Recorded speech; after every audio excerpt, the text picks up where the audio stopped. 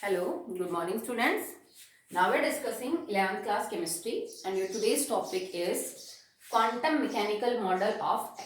तो हम structure of atom को कंटिन्यू कर रहे हैं और हमने बहुत सारे मॉडल पढ़े जो स्ट्रक्चर ऑफ एटम को एक्सप्लेन करने की कोशिश करते हैं that how electron, proton and neutrons are arranged within the atom. Okay, so first attempt was given by Johnson, then it is Rutherford, then it is Bohr. तो last जो हमने model of atom discuss किया वो था Bohr model. ठीक है, हमने उसके लिमिटेशंस पढ़ ली, उसके एप्लीकेशंस पढ़ ली. ठीक है, तो अगर तुमसे कोई मेन कारण पूछे, माना कि बहुत सी चीजें एक्सप्लेन नहीं कर पाया था बोहर, पर उसका फेलियर का एक रीजन ये भी था that Bohr model considered orbits path for moving electron. ठीक है, बोहर ने ये बात बोली थी कि इलेक्ट्रॉन एक पर्टिकुलर रास्ते में मूव करते हैं, पर्टिकुलर ट्रेजेक्ट्री है उनकी. ठीक है, जिसको उसने ऐसे रिप्रेजेंट किया था और इन सब की एनर्जी जो है वो फिक्स होती है. अगर ये आपका न्यूक्लियस है then Bohr said electrons revolve around in the fix path that is known as orbits, और हर ऑर्बिट की एनर्जी जो है वो फिक्स होती है. उसने ये बात बोली. अगर ये बात सही थी तो फिर हाइजेनबर्ग अनसर्टेनिटी प्रिंसिपल सही नहीं होना चाहिए था. क्यों? क्योंकि अगर आपका रास्ता फिक्स है, इफ इलेक्ट्रॉन का एक परमानेंट पाथ है जिसके अंदर वो घूमेगा, तो उसकी वेलोसिटी, उसका जो मास है, उसकी स्पीड और उसकी पोजीशन वो सब फिक्स है. क्योंकि तुम्हें ये पता है ना कि इलेक्ट्रॉन बस इसी ऑर्बिट में कहीं हो सकता है. अगर मैं तुमसे बता दूं कि भाई इलेक्ट्रॉन सेकंड ऑर्बिट में है, उसकी एनर्जी ये है, दिस एंड दैट, तो आप उस इलेक्ट्रॉन की वेलोसिटी और पोजीशन पता कर सकते हैं. क्योंकि तुमने फिक्स कर दिया कि अब आपका इलेक्ट्रॉन जो है वो यहां से बाहर कहीं जा ही नहीं सकता. अगर सेकंड ऑर्बिट में तो सेकंड में ही, थर्ड है तो थर्ड ऑर्बिट में ही रहेगा. तो बोहर ने ये बोला कि रास्ता फिक्स है इलेक्ट्रॉन के मूव करने का, और हाइजेनबर्ग ने ये कहा कि अगर रास्ता फिक्स है तो मैं उस इलेक्ट्रॉन की पोजीशन और उसकी वेलोसिटी फिक्स कर सकता हूं. एक साथ मैं दोनों को एक्यूरेटली मेजर कर सकता हूं. अगर इलेक्ट्रॉन इतना ही कन्फाइंड स्पेस के अंदर, इतना ही कन्फर्म स्पेस के अंदर घूम रहा है, मुझे पता है कि यहाँ है इलेक्ट्रॉन, तो मैं उसकी वेलोसिटी और पोजीशन मेजर कर सकती हूँ एक्यूरेसी के साथ. बट कर नहीं सकते आप. हमने इस चीज को प्रूव कर लिया ऑलरेडी कि हाइजेनबर्ग अनसर्टेनिटी प्रिंसिपल जो आपके पास है उसके अकॉर्डिंग आप ऐसा नहीं कर सकते हो. दोनों में से कोई एक चीज एक्यूरेटली मेजर होगी, दूसरी नहीं हो पाएगी. तो इसका मतलब अगर हाइजेनबर्ग अनसर्टेनिटी प्रिंसिपल सही है तो ये वाला जो कॉन्सेप्ट बोहर का है ये क्या हो जाता है बेटा, फेल हो जाता है. ओके, अब एक बार पहले मैंने आपको फिजिक्स की दो ब्रांचेस के बारे में बताया था. एक होती है क्लासिकल मैकेनिक्स, ठीक है, और एक होती है क्वांटम मैकेनिक्स. ठीक है, फिजिक्स हैव टू ब्रांचेस. जैसे केमिस्ट्री में तीन होती है ना, ऑर्गेनिक, इनऑर्गेनिक और फिजिकल केमिस्ट्री, इस हिसाब से फिजिक्स में भी होती हैं. सो these two branches are classical mechanics and quantum mechanics. Okay, so जो classical mechanics है ना बेटा, that is based upon Newton's law. आपने सबने 10th में पढ़े हैं ना, ये जो न्यूटन के लॉ है ना उनके ऊपर बेस्ड है. And it deals with macroscopic particles. Macroscopic particles, macro का मतलब होता है बेटा बड़ा, इट मीन्स बड़ा. ठीक है, जो भी बड़े ऑब्जेक्ट है जिनका मास अच्छा खासा है, एप्रिशिएबल है, उनको जो डील करता है, उनको जो पढ़ता है, वो सब आपका क्लासिकल मैकेनिक्स है. ठीक है, जैसे न्यूटन्स लॉ आप अप्लाई करते हो ना. ठीक है, जैसे every action has an equal and opposite reaction. जब आप बुलेट फायर करते हो, जब आप बोट में बैठते हो, उससे जंप करते हो, तो वो सब मैक्रोस्कोपिक पार्टिकल्स हैं, उनका वजन अच्छा खासा है. ठीक है, तो इनको जो पढ़ेगी फिजिक्स की ब्रांच वो क्लासिकल मैकेनिक्स है. एक होती है क्वांटम मैकेनिक्स जो पढ़ती है माइक्रोस्कोपिक पार्टिकल्स को. माइक्रोस्कोपिक पार्टिकल्स को जो डील करती है. ठीक है, इस पे न्यूटन्स लॉ अप्लाई नहीं होते. ये बात मैं आपको ऑलरेडी पहले भी बता चुकी हूं कि जो बहुत ही माइन्यूट पार्टिकल्स है like electron, proton, neutron, photon, उन पे ये चीज लागू सॉरी बेटा, उन पे न्यूटन्स लॉ जो है वो एप्लीकेबल नहीं है. ओके, तो हमने एक नई ब्रांच जो है वो डिस्कवर की, उसकी तरफ यूं समझ लीजिए हमने पुट फॉरवर्ड किया, that is known as quantum mechanics. और इसमें हम माइक्रोस्कोपिक पार्टिकल्स की प्रॉपर्टीज को डील करते हैं.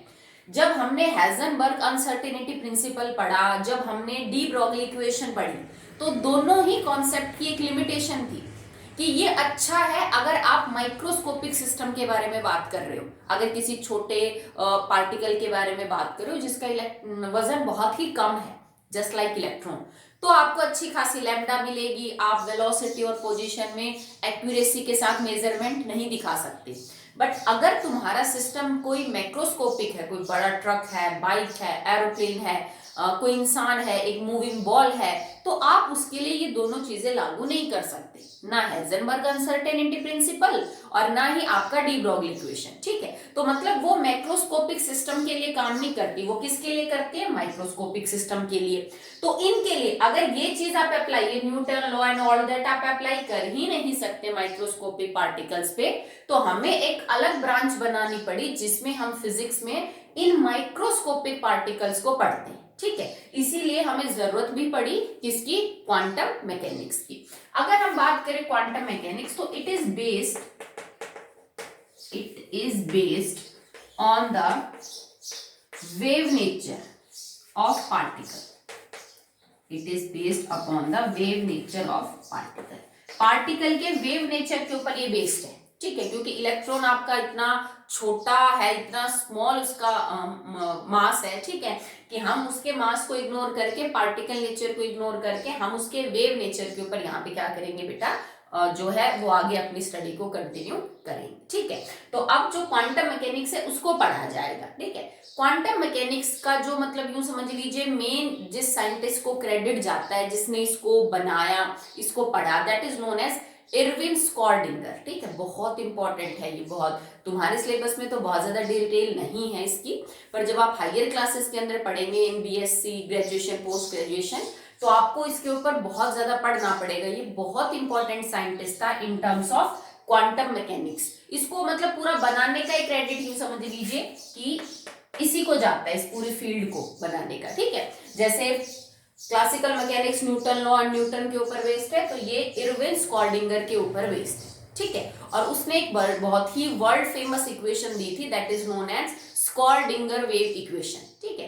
किसी भी एटम जो कि 3 डायमेंशनल है, आपका एटम 3 डायमेंशनल है ना, आप एक बॉल ले लीजिए, बॉल एटम समझ लीजिए, क्योंकि स्फीयर ही होता है आपका एटम, तो एक बॉल तीनों डायमेंशन ऑक्यूपाई करती है ना, एक्स एक्सिस भी, वाई एक्सिस भी और जेड एक्सिस भी। जैसे ये मैंने एक्स माना, ये मैंने वाई माना, और ये आपका क्या हो जाएगा, जेड। भाई देखो एक्स, वाई और यहाँ पे जेड, 3 एक्सिस हो गई, ठीक है, जिसको हम 3D बोलते हैं। 3D का मतलब होता है 3 डायमेंशन। कौन कौन से डायमेंशन, एक्स, वाई और जेड एक्सिस।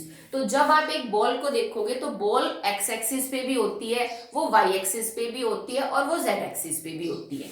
अगर मैं इस पेपर की बात करूं या बोर्ड की बात करूं, तो देखो बोर्ड यूजुअली एक्स और वाई एक्सिस पे, जेड एक्सिस पे नहीं है, ठीक है। थोड़ा बहुत हो सकता है इसकी मोटाई हो तो आप कह भी सकते हो, पर मान लो एक कागज है तुम्हारे पास, बिल्कुल बारीक सा कागज है, तो उसमें सिर्फ वो 2 डायमेंशनल स्ट्रक्चर हुआ ना, उसमें 3 डायमेंशनल तो कुछ नहीं है, ठीक है। अगर आपके पास एक पेपर है तो उसके एक्स और वाई एक्सिस होंगी, जेड एक्सिस क्या होगी। हाँ, बुक बन जाए, अगर पेपर को मिला के नोटबुक बन जाए तो उसकी 3rd एक्सिस हो सकती है। तो क्योंकि एटम स्फीयर है, और बोहर ने ये गलती कर दी थी कि उसने एटम को दो डायमेंशनल माना था, उसने जो ऑर्बिट बनाए थे ना, ये 2D मान के बना ली, जो गलत थे। तो एटम 3 डायमेंशनल है, तो स्कॉर्डिंगर ने क्या किया, एटम को तीनों एक्सिस के एक्स, वाई और जेड एक्सिस जो है, जो कोऑर्डिनेट्स जिनको हम बोलते हैं, इनको ध्यान में रखते हुए एक इक्वेशन बनाई। इसका डेरिवेशन वगैरह कुछ नहीं है, क्योंकि इसका डेरिवेशन बहुत लंबा है। ये हायर क्लासेस के अंदर 10 या 15 नंबर का क्वेश्चन होता है इसको सिर्फ डिराइव करना। So it is lengthy equation, not in our syllabus. तो जो स्कॉर्डिंगर वेव इक्वेशन है उसने दी, तो उसको सॉल्व करने का फायदा क्या है, वो एक ऐसी इक्वेशन है जिसको सॉल्व करके आप किसी एटम की किसी पर्टिकुलर एक्सिस में, किसी पर्टिकुलर यूं समझ लीजिए उसकी एनर्जी, उसकी पोटेंशियल डिफरेंस सब निकाल सकते हैं, ठीक है। आप किसी भी इलेक्ट्रॉन के लिए, किसी एटम के लिए, किसी एक्सिस के अंदर उसकी क्या इलेक्ट्रॉन मतलब डेंसिटी है, क्या उसकी एनर्जी है, कितने उसके पास पोटेंशियल डिफरेंस है, ये सब कुछ आप पता कर सकते हैं, बट इन 3 डायमेंशन, ठीक है। एनर्जी तो आप बोहर वाले फॉर्मूले से भी पता कर रहे थे, बट वो तो 2 डायमेंशन को कंसिडर कर रहा था। यहाँ पे हम तीनों डायमेंशन को कंसिडर करेंगे, x, y और z। और अगर स्क्रॉडिंगर वेव इक्वेशन को सॉल्व किया जाता है तो हमें 2 रिजल्ट मिलते हैं, एनर्जी एंड पोटेंशियल डिफरेंस। ठीक है, पहले मैं लिखती हूँ, फिर हम उसको पढ़ते हैं कि इसमें आप कैसे सॉल्व करेंगे इसको। ओके, चलिए। Here it is, the Schrödinger wave equation। इसको हम बोलेंगे Schrödinger wave equation। ये बहुत इंपॉर्टेंट कॉन्ट्रीब्यूशन था स्क्रॉडिंगर का। ठीक है, और इस इक्वेशन को सॉल्व वगैरह आपको कुछ नहीं करना है, ना इस पे न्यूमेरिकल है, नथिंग एल्स। बस सिर्फ आपको बता रखी है कि ये इक्वेशन है जो क्वांटम मैकेनिक्स का सब कुछ है। ठीक है, पूरी क्वांटम मैकेनिक्स ही इस इक्वेशन के ऊपर बेटा क्या है, बेस्ड है। ठीक है, तो मैं आपको समझा देती हूँ इसमें क्या क्या चीजें हैं। देखो, this is curly and this is Sai. ये बहुत इंपॉर्टेंट होने वाला है आपके लिए, आगे आप इसको पढ़ोगे। ये जो आपको त्रिशूल जैसा निशान लगा है, that is known as psi. इसको हम कर्ली स्क्वायर बोलेंगे। ठीक है, जो थोड़ा सा कर्सिव डील बना रखा है कुछ इस टाइप का, इसको हम बोलते हैं दैट इज कर्ली। ये एक्स, वाई और जेड ये एक्सिस है, कोऑर्डिनेट्स बोल लीजिए जिसको आप। ये जो एक्स, वाई और जेड लिख रखे हैं, दीज आर एक्सिस और कोऑर्डिनेट्स, डायमेंशंस जिनको आप कह सकते हो। ओके, ये वो है। इसके बाद ये तो यहां तक तो समझ में आ गया, सेम चीजें हैं। ये मैं आपको बताऊंगी क्या है। This is actually amplitude of wave, amplitude of wave. मैंने शुरू में बता दिया ना कि जो क्वांटम मैकेनिक्स है that is based upon the wave nature of particle. ठीक है, तो अब यहाँ जितने भी माइक्रोस्कोपिक पार्टिकल्स हैं वो वेव की तरह बिहेव कर रहे हैं, तो उनका कुछ एम्पलीट्यूड होगा। अगर एम्पलीट्यूड समझ नहीं आया तो देखो, ये हमने बोला था जैसे एक वेव है, तो ये जो डिस्टेंस होती है, maximum distance of crest and trough, this is known as amplitude. ठीक है, तो साई आपका एम्पलीट्यूड ऑफ द वेव है। करली आपको कुछ नहीं बेटा, ये जब हम डेरिवेटिव समझ लीजिए, मैथ में आ गया, जाके आप इन ऑपरेशंस को पढ़ेंगे। ठीक है, 8 pi square, pi is a constant, m is the mass of electron, it is the mass of electron. h दोबारा आपका प्लैंक्स कांस्टेंट है, it is Planck's constant. E is the energy of the electron, जिस भी electron के बारे में जिस भी ऑर्बिट में आपने ले रखा है उसकी जितनी एनर्जी है उसको हमने किसी से रिप्रेजेंट किया है, E से। And V is the potential energy, आपको यहाँ पे पोटेंशियल डिफरेंस या फिर इसको पोटेंशियल एनर्जी बोल सकते हैं। साई अगेन वही है आपका, दैट इज एम्पलीट्यूड। ठीक है, तो सबसे पहले हमने ये समझा कि इक्वेशन के अंदर जो सिंबल हम यूज कर रहे हैं उनका क्या क्या मतलब है। Okay, that is use for the derivation part. ये जब हम किसी इक्वेशन को डिराइव करते हैं, डेरिवेटिव करते हैं उसका, तब लगाते हैं हम। साई आपको बताएगा एम्पलीट्यूड ऑफ वेव के बारे में। एक्स, वाई, जेड तुम्हारे एक्सिस है। ठीक है, सेम रिपीट हो रहा है। पाई कांस्टेंट है, M is the mass of electron है, एच आपका प्लैंक्स कांस्टेंट है, वैल्यू आप जानते हैं। E energy of the electron है, V पोटेंशियल डिफरेंस या फिर आप इसको पोटेंशियल एनर्जी कह सकते हो, और साई दोबारा से आपका एम्पलीट्यूड है। Okay, so this is the equation. अगर आपको बाकी सारी चीजें दी मिले तो आप इस इक्वेशन को E और V के लिए सॉल्व कर सकते हैं। भाई मैं बाकी सब कुछ आपको बता दूं तो वैसे वो नहीं, वो बहुत कॉम्प्लिकेटेड केस है, आपको नहीं समझाया जा सकता। तो E और V को जब आप मतलब इस इक्वेशन को पूरी सॉल्व करेंगे तो आपको E और V की वैल्यू पता चल जाएंगी। तो आप किसी भी एक्सिस पे, एक्स एक्सिस पे, वाई एक्सिस पे, जेड एक्सिस पे ये पता कर सकते हो कि किसी पर्टिकुलर इलेक्ट्रॉन की क्या एनर्जी होगी, उसका क्या पोटेंशियल डिफरेंस होगा। क्लियर है? ठीक है, इसको सॉल्व करके आप E और V आराम से पता कर सकते हो for an electron at any point of time, at any point in the space. किसी भी स्पेस में कहीं भी आप आराम से पता कर लोगे कि इलेक्ट्रॉन की एनर्जी और उसकी जो वेलोसिटी है वो क्या है। ओके, तो लॉन्ग फॉर्म तो ये है बेटा स्क्रॉडिंगर वेव इक्वेशन की, जैसे हमने पीरियोडिक टेबल की लॉन्ग फॉर्म पढ़ी। इसको आप शॉर्ट में भी लिख सकते हो कुछ ऑपरेटर्स को यूज करके, जैसे हम इसको इस फॉर्म में लिख सकते हैं। ये शॉर्ट फॉर्म होती है स्क्रॉडिंगर वेव इक्वेशन की। ठीक है, ये H उसके ऊपर मैंने कैप लगा रखी है, इसको हम ऑपरेटर के लिए यूज करते हैं symbol psi, then it is E Sai.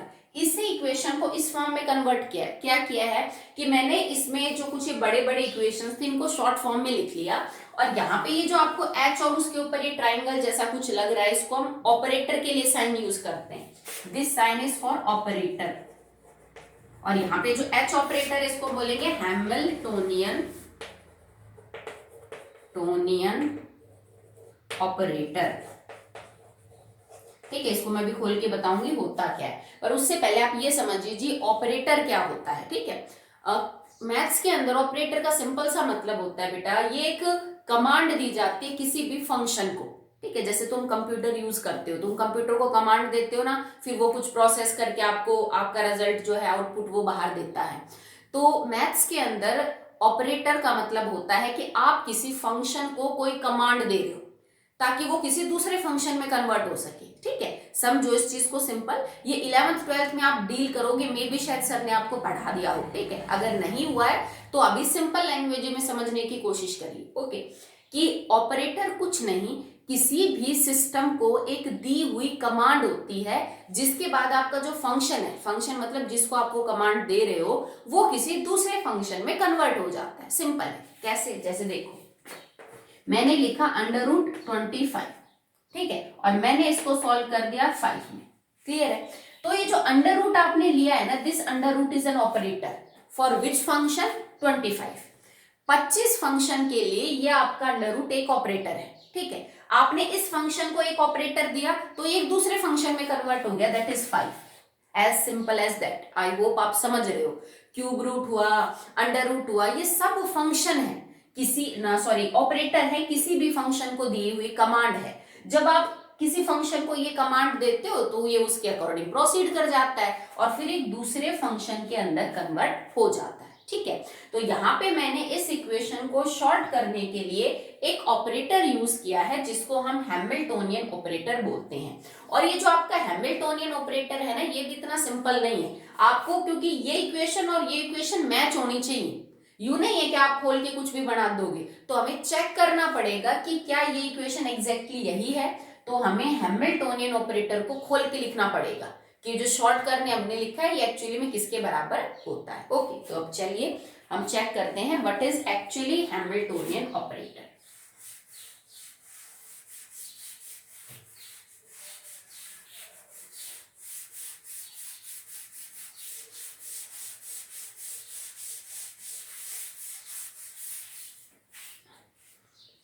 This is H square और मैं आपकी इक्वेशन लिख देती हूँ।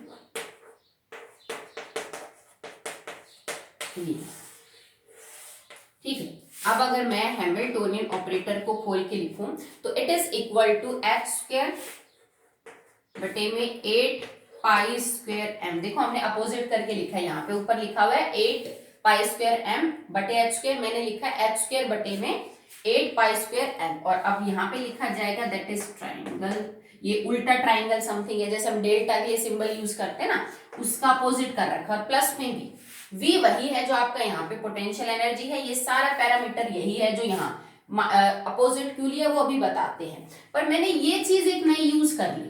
ठीक है, जिसको हम, ये आपका जो साइन है, this is again one operator जिसको हम बोलते हैं इट इज लैप्लेशियन ऑपरेटर। ये जो है ना, this is known as Laplacian operator. मतलब हमने जो हैमिल्टोनियन ऑपरेटर रखा है ये एक्चुअली में इलेबोरेटेड फॉर्म में खुद एक ऑपरेटर को अपने अंदर रखता है, this is known as Laplacian operator. और अगर मैं लैप्लेशियन ऑपरेटर को भी खोल के लिखूं कि एक्चुअली में ये किसके बराबर है, सो लैप्लेशियन ऑपरेटर इज इक्वल टू, देखो ये यहां से निकल के आया, ये जो आपकी कोऑर्डिनेट वाली इक्वेशन है ना, इसको हमने क्या किया बेटा, सिंप्लीफाई किया। It is curly square dx plus में curly square dy and plus में कर्ली स्क्वायर dz। ठीक है, तो आपका जो लैप्लेशियन ऑपरेटर है that is equal to this. ठीक है, आप पुट करोगे तो आपकी इक्वेशन मैच हो जाएगी। ठीक है, अब देखो इसकी जगह तुम यहाँ पे एक्चुअली में हमने इसका स्क्वायर ले रखा है तो आप इसका स्क्वायर करोगे। ठीक है, अब प्लस में हमने v ले रखा है और ये आपका है। अब देखो यहाँ पे मैंने बेटा साइन जो है ना वो माइनस लिया है, तो इसका मतलब ऑटोमेटिकली सब अपोजिट हो जाएगा। जब आपने साइन माइनस लिया है तो हमने जो इनवर्स किया है ना वो इसीलिए क्या है, बिकॉज वहां पे वो प्लस और हमने यहाँ पे क्या ले रखा है, माइनस ले रखा है। ठीक है, मैंने सारी चीजें खोल के लिख दी। ई स्टिल वही है, हमने चेंज नहीं किया, साई हमने ले रखा है।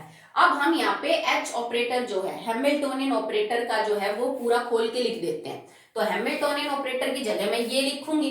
ठीक है, इसमें भी आप इसको क्या लिख सकते हो, खोल के लिख सकते हो। तो हम चेक कर लेंगे कि आपकी इक्वेशन वही आ रही है जो आनी चाहिए या फिर अलग आ रही है। ठीक है, तो चलिए इसको देखते हैं।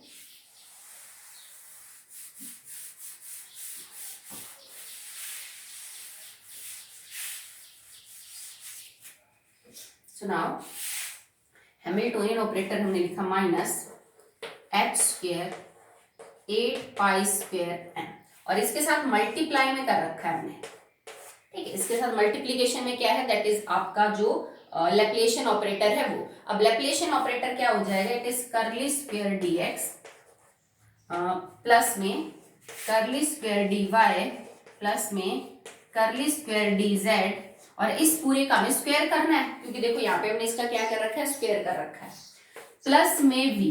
यहां तक मैंने ये सॉल्व कर दिया, ये चीज बस इतना सॉल्व किया है, and it is multiply by Sai. ये पूरी चीज किसके साथ मल्टीप्लाई है बेटा, दैट इज विद साई। या ये पूरा है ना यहाँ पे, that is equal to multiply by Sai. अब इज इक्वल टू किसके बराबर है, ई और साई। यहाँ पे तो हमें कुछ खोल के लिखना ही नहीं पड़ा, ये किसके बराबर हो गया, that is equal to E Sai. अब हम इसको सॉल्व करके देखते, देखो अगर तुम पूरी equation is multiply with Sai, तो अगर आप इसको साई से मल्टीप्लाई करोगे तो देखो यहाँ आपका क्या आ जाएगा, साई साई साई सब जगह आ जाएगा, तो ऊपर वाली इक्वेशन तो वही मैच हो जाएगी, curly square psi curly square psi curly square psi आ जाएगा आपके पास, ठीक है। यहाँ पे अगर तुम इस इक्वेशन को भी चेक करो तो ये जो e माइनस वी है, this is also multiply by Sai, तो इसका मतलब ये क्या हो गया, यहाँ पे e साई माइनस में v साई आपके पास है ना, ठीक है। तो देखो जब यहाँ पे आप v साई इसको इससे मल्टीप्लाई करोगे तो that will also become that is v Sai, ये v साई के बराबर हो जाएगा। ये जो आपने e साई ले रखा है, मैंने सिर्फ इसको इक्वल टू के उधर लेके गई, सिर्फ साइन बदले और कुछ नहीं। अब इसको चेक करिए आप आगे सेम आती है कि नहीं। मैंने उसको नीचे से मिटा के और दोबारा किया है ताकि इक्वेशन सॉल्व हो जाए। तो देखो ये आपकी ओरिजिनल स्कोर्डिंगर वेव इक्वेशन है, ये मैंने जो हैमिल्टोनियन वाला इक्वेशन यूज किए थे, that is Hamiltonian operator psi is equal to E psi, ये मैंने उसको खोल के लिखा है, ठीक है, minus this this and this, मैंने उसको सिर्फ खोल के लिखा और कुछ नहीं किया, ओके। अब आपने इसको आगे फर्दर सॉल्व किया कैसे, ये मैंने एज इट इज उतार दिया। इस चीज का आपको स्क्वायर करना था, दैट इज लैप्लेशियन ऑपरेटर, हमने लैप्लेशियन ऑपरेटर का स्क्वायर करके खोल के लिख दिया, curly square Sai divided by this, okay. और ये चीज देखो इसके साथ मल्टीप्लाई में हो रही थी, तो आपने इसको किसके, देखो साई इसके मल्टीप्लीकेशन में भी है, साई वी के मल्टीप्लीकेशन में भी है, तो हमने वी साई और इसमें भी साई को, मतलब इसका स्क्वायर भी सॉल्व कर लिया और इसके साई को भी हमने सॉल्व कर लिया। This are all equal to E psi, ठीक है। चलिए नेक्स्ट देखिए, अब आगे हमने क्या किया है कि अगर आपके पास ये जो यहाँ पे प्लस साई है तो मैं उसको उधर लेके जाऊंगी तो ये वी साई माइनस हो जाएगा। ये वाली टर्म आपकी एक्चुअली में यही तो है कि साई के साथ जब इसको आप गुणा करोगे तो it becomes E psi minus में वी साई, तो हमारे पास ये टर्म निकल के आ गई। अब ये किसके बराबर है, देखो ये दिस माइनस, ये माइनस आपका बाहर है, H square divided by 8π² m multiply by this E psi और माइनस में, या फिर यूं सोचो, देखो ये है ना, इस पूरी टर्म को आपको ये बार बार इतनी बड़ी इक्वेशन लिखने से अच्छा आप इसको ए जेड कुछ मान लो, जैसे मैं इसको मान लेती हूँ माइनस ए, ये मेरे पास ए है, multiply by Z is equal to E psi minus में वी साई, ये ठीक है। मैंने इतनी बड़ी बड़ी टर्म नहीं लेंगे, बार बार इसको थोड़ा सिंपल कर लिया। आपको प्रूव ये इक्वेशन करनी है, देखो ये आपके पास एज इट इज पैरामीटर है, ये जेड वाला, ठीक है, एज इट इज है। यहाँ पे आपने जो ले रखा है वो प्लस आपने लिया है 8π² m बटे h स्क्वायर, यहाँ पे हमारे पास किसके साथ है बेटा, it is in the multiplication, जबकि a आपका अपोजिट हो गया h स्क्वायर 8π² बटे m। यहाँ पे ये जो चीज है वो आप इक्वल टू के उधर लेके जा रहे हो, ये आपके पास क्या है यहाँ पे मल्टीप्लीकेशन में, तो कुछ नहीं, बस आपको चीजों को इधर उधर अरेंज करना है और आपकी ये वाली इक्वेशन जो है वो आ जाएगी। कैसे, देखिए इसको। द नेक्स्ट स्टेप इज, इसको हम चाहें तो बेटा ये लिख सकते हैं that it is Sai E minus में वी, ऐसे यूज कर लो, ऊपर ऐसे लिख रखा है तो मैच हो जाएगी इक्वेशन। अब आपको देखिए क्या करना है, मैं इसको बार बार थोड़ा लंबा ना करके जो है वो नहीं कर रही हूँ, आप इसको थोड़ा सा सिंपल एंड शॉर्ट करके लिख लीजिए। तो आप इसको यूं लिख सकते हैं दैट इज माइनस, मैंने इस पूरी टर्म को जैसे ए माना तो माइनस ए, इस पूरी टर्म को मैंने जेड मान लिया, multiply by Z is equal to psi E minus में बी। समझ आ रहा है आपको, बार बार इतना बड़ा नहीं लिखेंगे, फिर बाद में सॉल्व कर लेंगे। हमने ए इसको मानना है और जेड हमने इसको मानना है, ओके। अब ये चीज इसके साथ मल्टीप्लाई में इसको इधर ले जाएंगे तो ये डिवाइड में आ जाएगी, सो हमने यहां से हटा के इसको और यहां नीचे लिख दिया माइनस ए। ओके, अब -a को अगर तुम खोल के लिखोगे तो a is nothing but it is h square बटे में 8 पाई स्क्वायर m।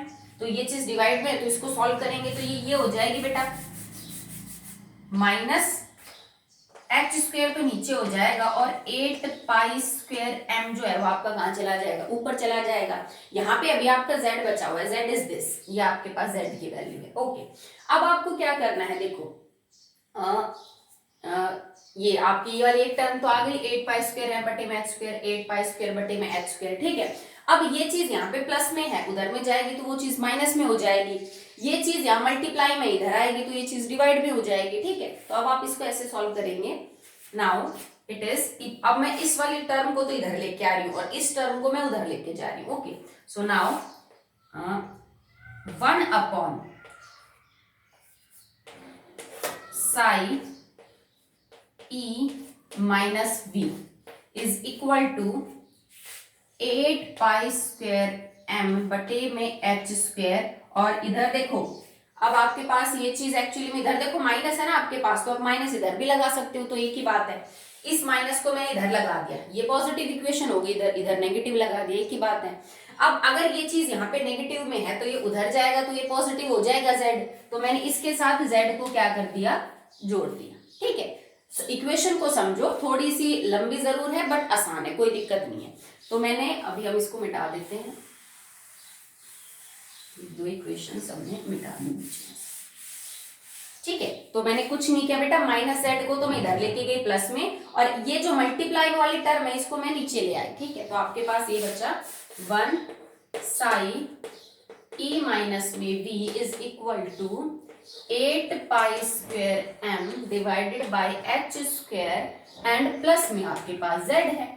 क्लियर है? देखो, अब अगर आप z को सॉल्व करोगे तो आपके पास ये टर्म है पूरी, तो दिस प्लस में 8 पाई स्क्वायर m बटे में h स्क्वायर, ये जो चीज आपकी यहां से यहां तक तो आप सॉल्व कर चुके हैं। इसके साथ गुणा में क्या है, साई e माइनस में v। देखो, अब ये चीज यहाँ पे डिवाइड में है, अगर आप इसको ऊपर लेके जाओगे तो ये चीज मल्टीप्लाई में हो जाएगी, तो हमने यहां से हटाया इसको, and it is equal to e minus में v and that is equal to psi and this whole equation is equal to c।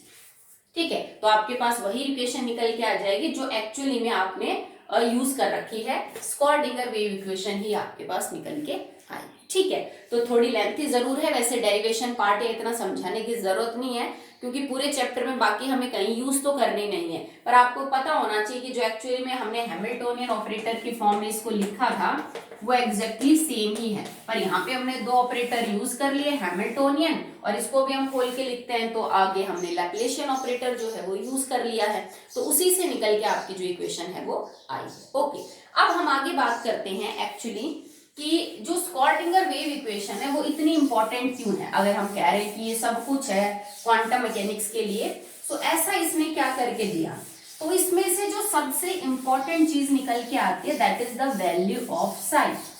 ठीक है, ये जो साई है ना ये बहुत इंपॉर्टेंट है, एक्चुअली में साई भी नहीं, साई स्क्वायर, क्योंकि साई आपको क्या बताता है, amplitude of the wave, it tells about the amplitude of wave. अगर सिर्फ साई की बात की जाए तो बहुत ज्यादा इंपॉर्टेंस नहीं है इसकी, बट अगर तुम साई का स्क्वायर कर दो तो याद करो एम्पलीट्यूड का स्क्वायर क्या होता है, जब हम वेव की प्रॉपर्टी समझा रहे थे तो एम्पलीट्यूड का स्क्वायर होता है इंटेंसिटी ऑफ वेव के बराबर, it is equal to intensity of the wave.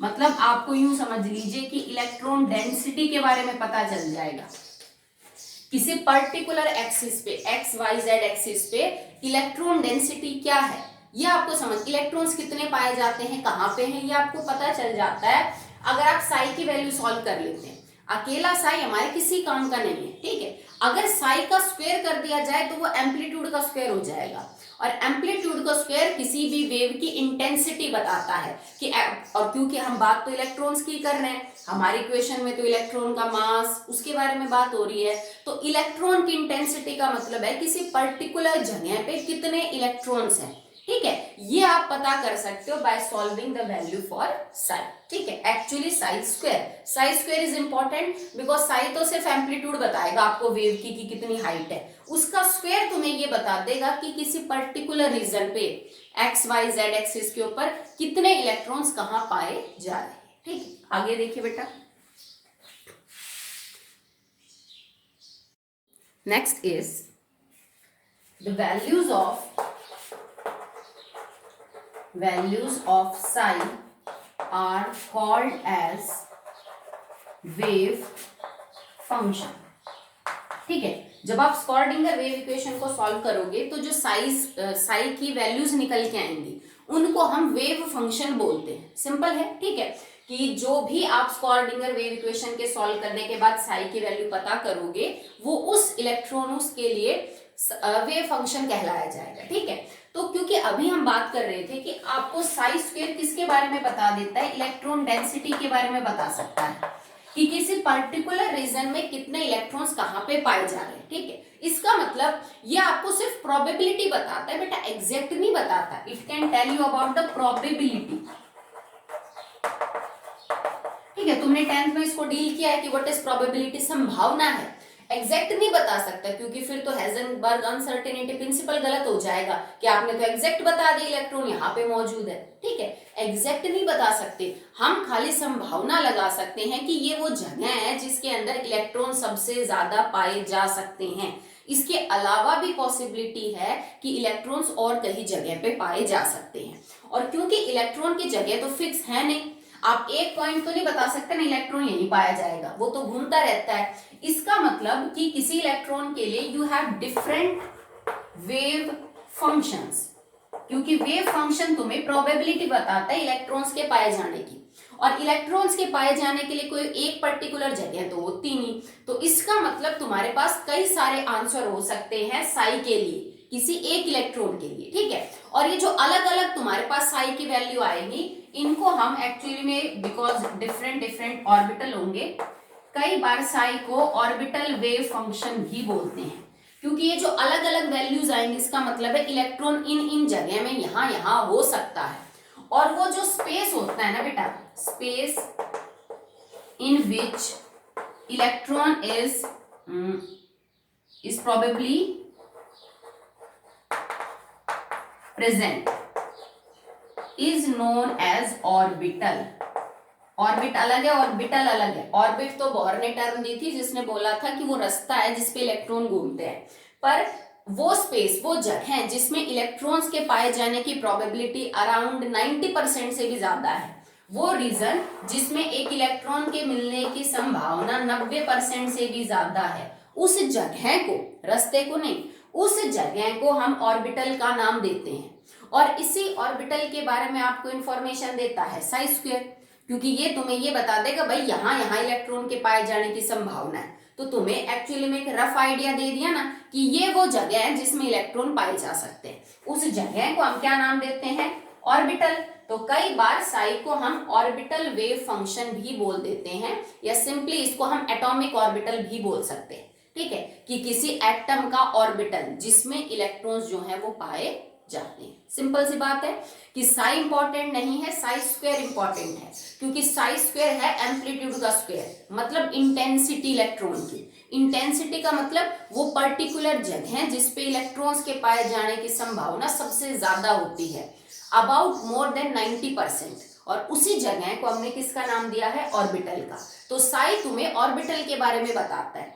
कई बार हम इसको एटॉमिक ऑर्बिटल भी बोल देते हैं, एटम्स का ऑर्बिटल, या कई बार आप इसको ऑर्बिटल वेव फंक्शन भी बोलते हैं। ठीक है, इसका मतलब बोहर का वो कॉन्सेप्ट तो चला गया ऑर्बिट वाला, बोहर ने जो ऑर्बिट का कॉन्सेप्ट दिया था वो आपका जा चुका है। ठीक है, क्योंकि अनसर्टेनिटी प्रिंसिपल के अकॉर्डिंग कोई फिक्स पाथ तो हो ही नहीं सकता।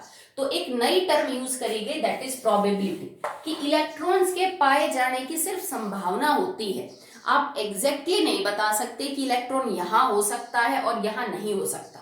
ठीक है, जैसे मैं यूं बता दूं कि भाई ये पहली शेल है, ये दूसरी शेल है, ये तीसरी, इसका मतलब ये वो रीजन है जिसमें इलेक्ट्रॉन्स के मिलने की संभावना 90% है, पर इसका मतलब ये नहीं है कि इलेक्ट्रॉन यहाँ कहीं नहीं हो सकता। इलेक्ट्रॉन तो इनफाइनाइट डिस्टेंस पे भी हो सकता है, एक इलेक्ट्रॉन के पाए जाने की संभावना इनफाइनाइट डिस्टेंस तक होती है। मतलब इलेक्ट्रॉन्स के मिलने की संभावना किसी भी पॉइंट पे कभी जीरो हो ही नहीं सकती। अगर आप स्पेस में कोई पॉइंट देखें और यूं कहे कि यहां तो इलेक्ट्रॉन नहीं मिल सकता, जीरो प्रोबेबिलिटी है, तो गलत है। इलेक्ट्रॉन्स कहीं भी पाए जा सकते हैं, पर एक रीजन है जिसके अंदर वो ज्यादा घूमते हैं, तो उसको हमने किसका नाम दे दिया, ऑर्बिटल का नाम दे दिया। अब प्रोबेबिलिटी क्या है वो समझाने की मुझे जरूरत नहीं है, आई थिंक तुमने 10th में इसको मैथ्स में पढ़ा है, ठीक है। संभावना जैसे आज बारिश होगी कि नहीं, इस तरह डाइस आप फेंकते हो तो क्या प्रोबेबिलिटी है, 1 आएगा 2 आएगा, आप कार्ड यूज करते हो तो वो सब आप जानते हो, तो मुझे समझाने की जरूरत नहीं है कि प्रोबेबिलिटी क्या होती है, ठीक है। इस चीज को आप यूं समझिए कि मान लो आपके पास हाइड्रोजन का एटम है और हाइड्रोजन के एटम के अंदर फर्स्ट ऑर्बिट में आपका इलेक्ट्रॉन घूम रहा है, ये न्यूक्लियस है और इलेक्ट्रॉन घूम रहा है, मैं शार्प बाउंड्रीज नहीं बना रही हूं, तो इलेक्ट्रॉन्स तो चक्कर लगा रहे, कोई बाउंड्री तो है नहीं। तो मान लो कि हमारे पास एक ऐसा एडवांस कैमरा है कि हम इस इलेक्ट्रॉन की धड़ाधड़ पिक्चर ले रहे हैं, मतलब मिली सेकेंड्स के अंतर पे हम इसकी लगातार पिक्चर्स कैप्चर कर रहे हैं कि अब ये कहाँ है, अब ये कहाँ है, अब ये कहाँ है, ठीक है। तो आपको देखो, मान लो हो सकता है किसी पॉइंट पे यहाँ था, फिर यहाँ था, फिर यहाँ था, यूं करके हमें दुनिया भर के डॉट से नजर आएंगे। वो दुनिया भर के डॉट से का मतलब है कि इलेक्ट्रॉन जो है वो इस रीजन के बीच में घूम रहा है, ठीक है। मान लो हाइड्रोजन के एटम के लिए मैंने लाखों करोड़ों फोटो खींची इलेक्ट्रॉन की और सबको ऊपर नीचे रख दिया, मतलब एक फोटो के अंदर दूसरी तीसरी चौथी सारी फोटोज को मर्ज कर दिया आपस में, तो आपको फाइनली कुछ ऐसा नजर आएगा।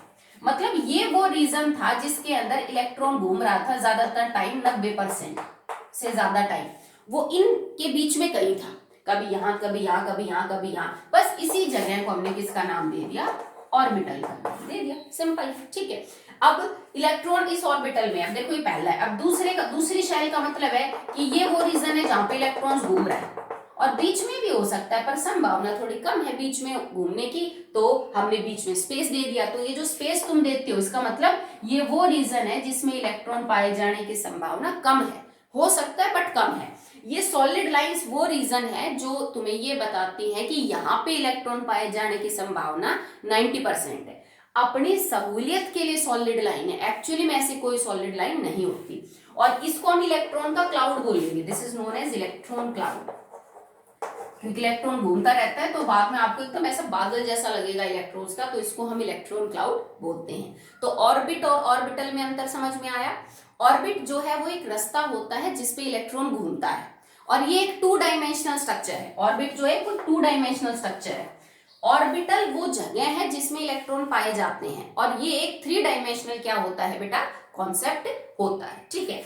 ऑर्बिट वाला case Bohr model of atom के अकॉर्डिंग है, ऑर्बिटल वाला केस जो है वो क्वांटम मैकेनिक मॉडल के अंदर जो है वो होता है, ठीक है। इसके अलावा जो ऑर्बिटल्स हैं वो कई टाइप के होते हैं, जैसे मैंने आपको 10th में समझाया था SPDF जो ब्लॉक होते हैं, तो ये एक्चुअली में ऑर्बिटल्स के ही नाम है, SPDF। तो ऑर्बिटल्स कई टाइप के होते हैं SPDF, जबकि ऑर्बिट्स के अंदर आपको ऐसे कोई खास नाम वगैरह देखने को नहीं मिलते, ठीक है। एक ऑर्बिट के अंदर कितने इलेक्ट्रॉन हो सकते हैं, 2, 8, 18, 32, जानते हो सब आप, ठीक है। जबकि एक ऑर्बिटल में हमेशा 2 इलेक्ट्रॉन होंगे maximum. N orbital can have 2 electron maximum, वो 2 से ज्यादा रख ही नहीं सकता है। जबकि ऑर्बिट के अंदर तो इलेक्ट्रॉन रखने के अलग अलग नंबर है, कोई 2 रखता है, कोई 8 रखता है, कोई 18 रखता है और कोई क्या रखता है, 12 भी, सॉरी 18 के अलावा 32 भी जो है वो रख सकता है, ठीक है। So that will be the difference between orbit and orbital. तो अगला जो आपके पास टॉपिक रहेगा वो हम पढ़ेंगे नेक्स्ट वीडियो में। आज के लिए इतना है।